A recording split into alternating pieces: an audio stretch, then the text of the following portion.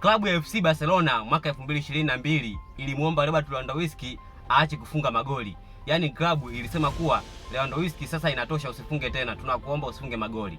Issue ilikuwa ni hivi. Barcelona wakati wanamsajili Robert Lewandowski kutoka Bayern Munich, waliweka mkataba kuwa kama Robert Lewandowski akifunga magoli 25 kwenye msimu wa kwanza atakapoenda Barcelona, basi Barcelona itabidi waongeze bonus ya fedha, yani itabidi wamuongeze bani fedha. Barcelona waliona kuwa wameshashinda ubingwa wa La Liga tayari, na kwa kipindi hicho Robert Lewandowski alikuwa amefunga magoli 23 na zilikuwa zimesalia mechi mbili. Basi unaambiwa uongozi wa Barcelona ulimuita Robert Lewandowski ndani na wakamwomba Lewandowski asifunge goli lolote lile ili kuiokoa timu hiyo, kuilipa fedha Bayern, kwa sababu kipindi hicho Barcelona uchumi wake haukuwa mzuri.